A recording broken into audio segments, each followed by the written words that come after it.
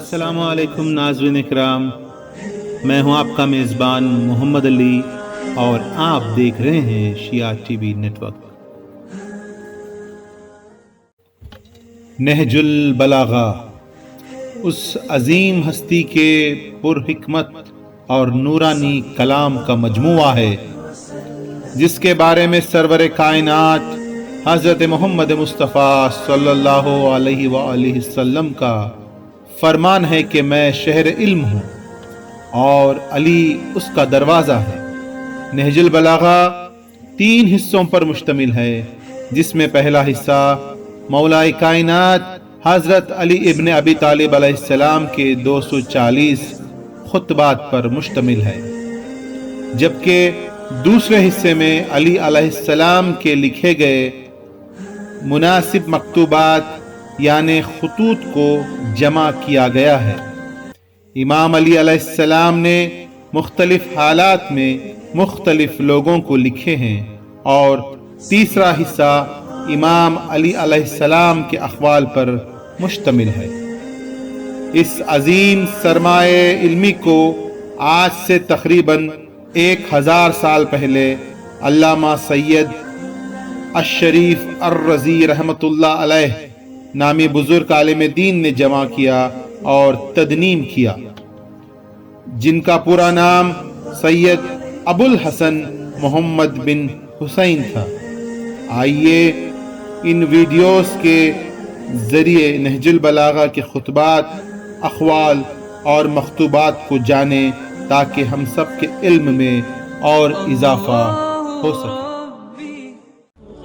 امیر المومنین علیہ السلام نے تخلیق آدم کے متعلق خطبہ دیتے ہوئے ارشاد فرمایا، پھر جب خداوند متعال آسمان و زمین، خورشید و ماہ و سیارگان پیدا کر چکا، اس نے جائے سنگ لاخ و ہموار زمین، شور اور ارض خاکی سے جو قابل کاشت تھی پارائے خاکی اکٹھا کیا، اس کو پانی میں سانا تاکہ وہ خالص اور پاکیزہ ہو جائے، پھر اسے تری سے گوندھا یہاں تک کہ زمین کے عناصر ایک دوسرے میں پیوست ہو گئے۔ اس سے خدا نے ایک صورت پیدا کی، اس میں کچھ ٹیڑھی ہڈیاں تھیں، اعضاء تھے، جوڑ تھے، پٹھے تھے۔ اسے ایک خاص مدت اور مخصوص وقت تک اسی طرح رکھا، یہاں تک کہ وہ سوکھ کر خشک ہو گئی اور سخت ہو کر کھنکھناہٹ دینے کے قابل ہو گئی۔ پھر خدا نے اس میں اپنی روح پھونک دی، اب ایک ایسا انسان پیدا ہو گیا جو ذہین ہے اور ذہن سے کام لیتا ہے، جو صاحب فکر ہے اور فکر کو کام میں لاتا ہے، جو صاحب اعضاء و جواہر ہے اور ان سے خدمت لیتا ہے۔ وہ اپنے اعضاء کو جس طرح چاہے جنبش دیتا ہے، صاحب فہم و فراست ہے، حق اور باطل میں تمیز کر سکتا ہے۔ وہ چکھنے کی حس کا مالک بھی ہے اور سونگھنے کی حس کا بھی۔ وہ رنگ اور جنس میں امتیاز کر سکتا ہے، مختلف رنگوں کی مٹی سے بنا ہوا، ان اخلاط سے ترتیب دیا ہوا جو ایک دوسرے سے معارض ہیں، گرمی سے بھی اور سردی سے بھی، تری سے بھی اور خشکی سے بھی، اندوہ و خوشحالی سے بھی۔ خدا نے یہ مخلوق پیدا کی اور آدمی نام رکھا۔ پھر خدا نے فرشتوں سے چاہا وہ اس کی امانت کا حق ادا کریں، اور انہیں اپنے عہد و وصیت کی جانب متوجہ کیا کہ آدم کو سجدہ کریں اور اس کی عظمت و بزرگی کے سامنے سرے نیاز خم کر لیں۔ چنانچہ خدا نے حکم دیا، اے فرشتو آدم کو سجدہ کرو۔ سب نے سجدہ کیا سوائے ابلیس کے، جسے آدم کو سجدہ کرتے ہوئے غیرت دامنگیر ہوئی اور اس پر شقاوت طاری ہو گئی۔ اپنے آگ سے پیدا ہونے کا خیال کر کے اس نے غرور کیا اور مٹی کے بنے ہوئے آدم کو حقیر و کم مایا جانا۔ اللہ نے اس کو مہلت عطا فرمائی کہ غضب الہی کا وہ مستحق ہو جائے اور بدبختی پورے طور پر تمام ہو جائے اور وعدہ پورا ہو کر رہے۔ چنانچہ خدا نے فرمایا، تجھے وقت معلوم تک کے لیے مہلت دی جاتی ہے۔ پھر خدا نے آدم کو ایسے مکان میں رکھا جس میں زندگی کی ہر آسائش مہیا تھی، اور یہاں وہ بڑی عافیت اور امن سے تھا۔ نیز شیطان اور اس کی دشمنی سے ہوشیار اور چوکنا رہنے کی تاکید بھی کی، لیکن آخر کار شیطان نے آدم کو دھوکہ دے ہی دیا، اس بات سے جل کر کہ وہ جنت میں ابرار کی مرافقت سے بہرور ہو رہا ہے۔ چنانچہ آدم نے یقین کا شک سے اور عزمیت کا کمزوری سے سودا کر لیا، اور مسرت کو خوف سے اور فریب خردگی کو شرمندگی سے بدل ڈالا۔ پھر اللہ سبحانہ و تعالی نے اس کی توبہ قبول کر لی اور اپنے کلمہ رحمت سے اسے نوازا، اس سے جنت میں پھر بلا لینے کا وعدہ کیا، پھر اسے دار البلا میں اتارا جو تولد و تناسل کی دنیا ہے۔ آدم جب دنیا میں آئے اور تولد و تناسل کا سلسلہ شروع ہوا اور ان کی اولاد بڑھی اور پھیلی، تب اللہ نے آدم کی اولاد سے نبی منتخب کیے اور ان سے بندگان الہی تک وحی خداوندی پہنچانے کا عہد لیا اور تبلیغ رسالت کا انہیں امین بنایا، جبکہ بہت سے خدا کے بندوں نے پیمان الست فراموش کر دیا تھا اور وہ ڈر کر حق کو فراموش کر بیٹھے تھے اور بتوں کو اس کی خدائی میں شریک قرار دے رکھا تھا، کیونکہ شیاطین نے معرفت خدا سے بندوں کو بھلاوے میں ڈال دیا تھا اور انہیں اس کی عبادت سے روک دیا تھا۔ پس خدا نے ان میں لگاتار رسولوں کو بھیجا تاکہ وہ خدا کے بندوں سے عہد الست کا حق ادا کرائیں اور اس کی فراموش کردہ نعمتوں کو یاد دلائیں اور تبلیغ کر کے محبت قائم کریں، اور ان عقلوں میں جو وہم اور شک کے گرد و غبار میں دفن ہو گئی ہیں پھر سے ابھار دیں اور چمکا دیں، اور وہ نشانیاں جو سروں پر چھائے ہوئے آسمانوں میں ہیں انہیں دکھائیں، اور جو فرش زمین میں ہیں انہیں سمجھائیں اور انہیں بتائیں کہ کیونکہ اچھی باتوں سے زندگی اچھی بنتی ہے، اور مہلت کیونکہ انہیں فنا کے گھاٹ اتار دیتی ہے، کیونکہ رنج و غم کی کثرت انہیں بوڑھا بنا دیتی ہے، اور کیونکہ آفات و حوادث کا تو اثر ہوتا رہتا ہے۔ خدا نے اپنی مخلوق کو کسی نبی، مرسل یا نازل شدہ کتاب یا حجت لازمہ یا راہ روشن کے بغیر نہیں چھوڑا۔ وہ رسول کہ جن کے ہاں تعداد کی کمی تبلیغ رسالت میں کوتاہی کی موجب نہیں ہوتی، اور نہ جھٹلانے والوں کی کثرت انہیں کچھ نقصان پہنچاتی ہے۔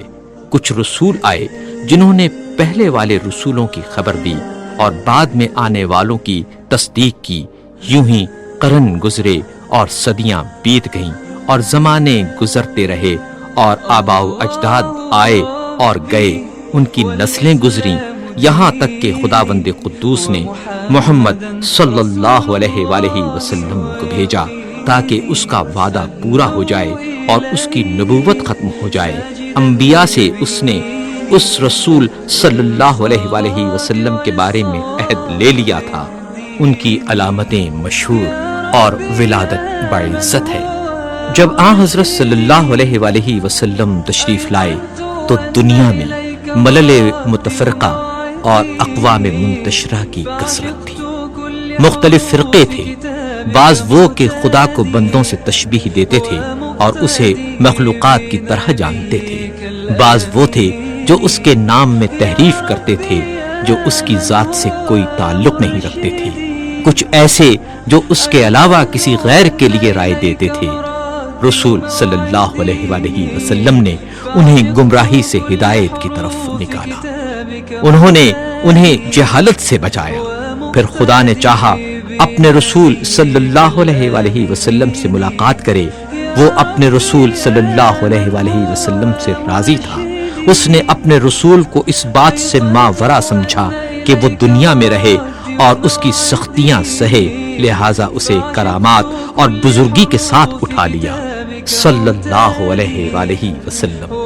پھر آن حضرت صلی اللہ علیہ وآلہ وسلم نے تم میں وہی چھوڑا جو اور انبیاء نے اپنی امتوں میں چھوڑا تھا، کیونکہ گزشتہ انبیاء نے اپنی امتوں کو یوں ہی بغیر کسی روشن راستے اور مستقل نشانی کے نہیں چھوڑا تھا۔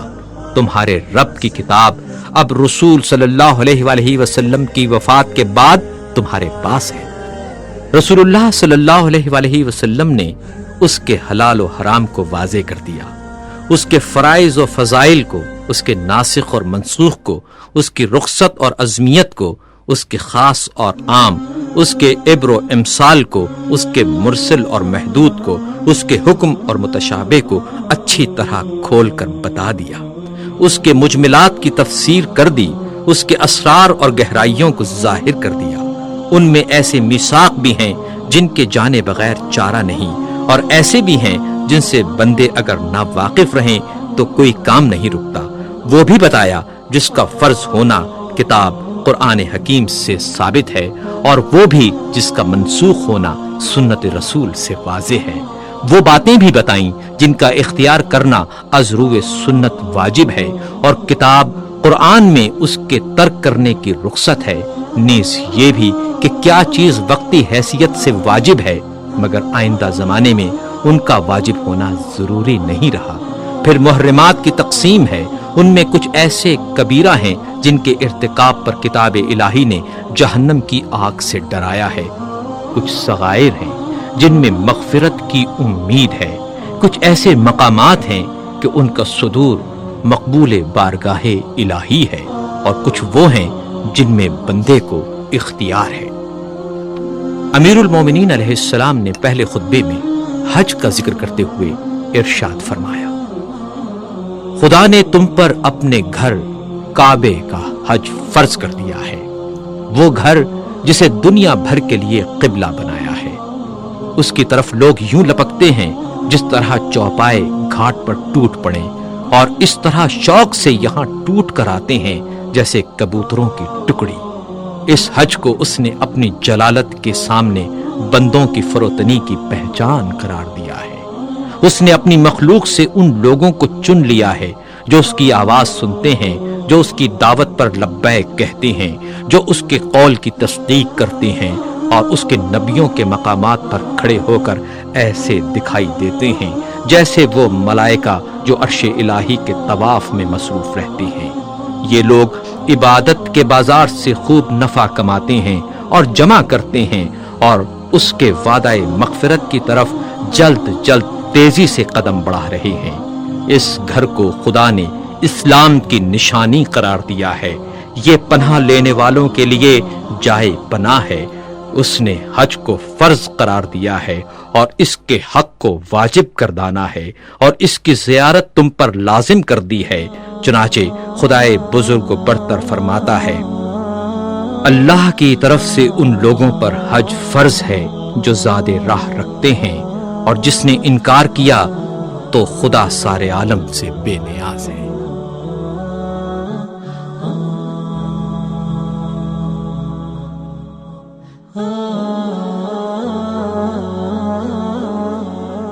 امید کرتا ہوں آپ سب کو یہ ویڈیو پسند آیا ہوگا۔